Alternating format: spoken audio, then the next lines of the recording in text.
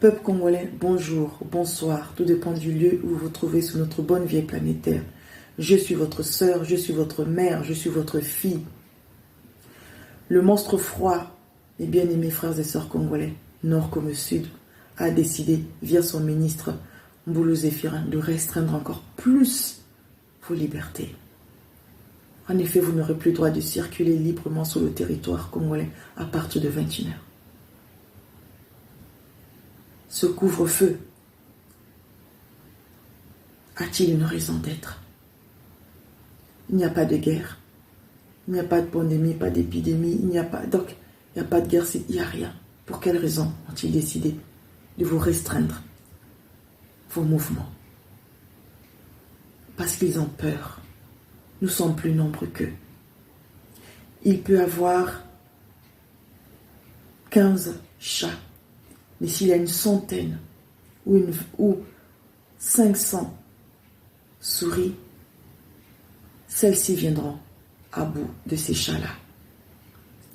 Le monstre froid a maintenant peur de la souris.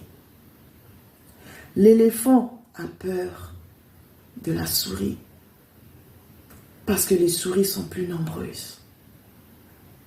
Parce que les souris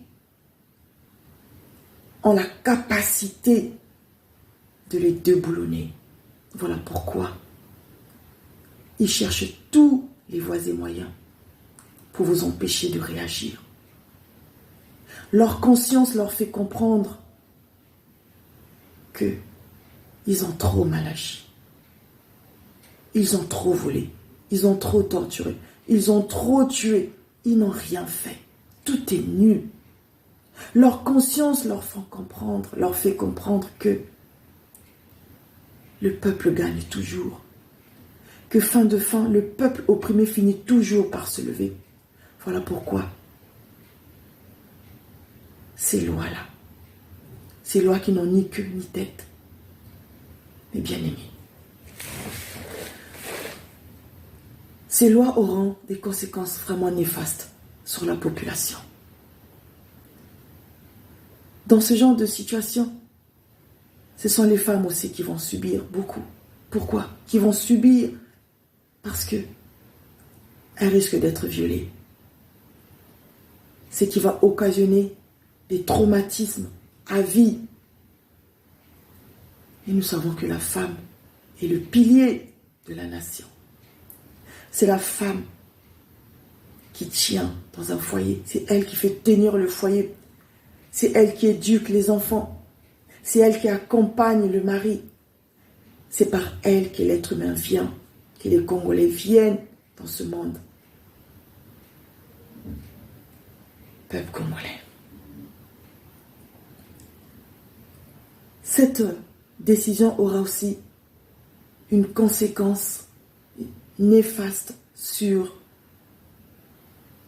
l'économie de certains ménages. Et malheureusement, ce sont les ménages les plus nombreux. Tous ces jeunes, toutes ces mamans qui se débrouillent à vendre la nuit, elles vendent leur manioc dans les marchés de nuit, elles vendent leurs grillades dans les marchés de nuit. Comment vont-elles faire si on les oblige à rentrer à 21h à la maison? Avant 21h, il faut que ces gens-là soient chez eux. Comment vont-ils faire? Et nous savons que c'est la plupart de la population qui se débrouille. Peuple congolais.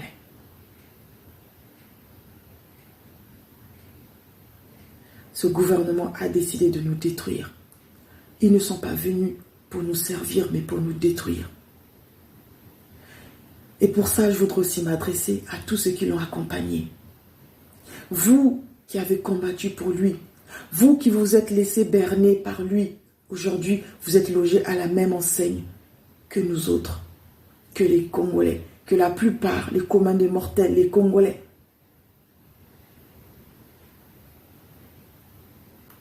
Il se trouve que ils sont en train de vous remplacer, n'est-ce pas? Ils prennent des Quinois, ils prennent les Rwandais. C'est pour vous remplacer. Parce qu'ils savent que vous êtes Congolais dans le sang. Parce qu'ils savent que fin de fin, vous n'allez pas laisser vos frères, vos sœurs, vos mamans, vos filles se faire violer, se faire maltraiter. Vous allez forcément agir. Voilà pourquoi ils prennent le devant. Et ils s'entourent des étrangers. Et si vous continuez à dormir, si vous tardez à réagir, ça va être les soldats étrangers qui vont vous gérer dans vos pays, dans votre pays.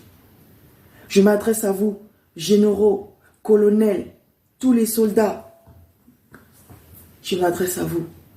N'oubliez pas, vous allez vous faire gérer dans votre pays. Les étrangers déjà, dans le domaine des affaires, ils sont là, ils vivent bien, ils se la coulent douce chez nous. Quand nous-mêmes, les autochtones, nous n'avons même pas de quoi subvenir à nos besoins. Nous n'arrivons même pas à réunir les deux bouts.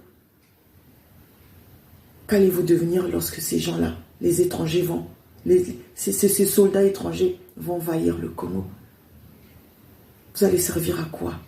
Généraux, colonels, capitaines, vous allez servir à quoi? Il est temps d'être patriote avec tout mon respect et tout mon amour. Je suis votre sœur.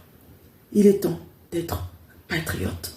Il est temps de se souvenir que cette femme qui risque d'être violée à cause de cette loi, qui risque d'être traumatisée à vie à cause de cette loi, cette maman qui ne pourra plus vendre son manioc pour souvenir aux besoins de ses enfants, il est temps de vous souvenir qu'il s'agit de votre maman aussi, de votre sœur.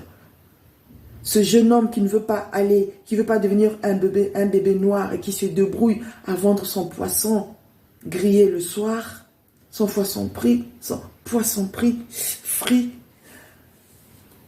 N'oubliez pas que c'est votre frère. Cet enfant qui risque d'être violé le soir, cette jeune fille qui risque d'être violée le soir, ça sera, n'oubliez pas que ça peut être votre fille, elle pourrait être votre mère, plutôt votre sœur. C'était juste pour vous rappeler cela, mes bien-aimés. Observez les autres, comment ils protègent leur peuple. Vous êtes au service de votre peuple. Vous êtes au service de vos familles que nous sommes. Vous n'êtes pas au service de celui qui est venu pour détruire la nation. Vous n'êtes pas au service de celui qui est venu pour vous détruire vous-même aussi. Parce que c'est vous-même, les enfants que vous avez envoyés ici, n'ont pas de bourse. Ils meurent de faim.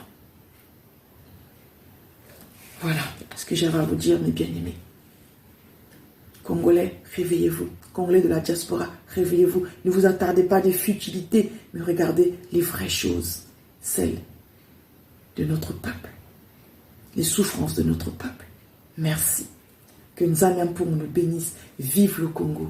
Que Nzambiampong nous bénisse. Vive le Congo. Que Nzambiampong nous bénisse. Vive le Congo. Merci.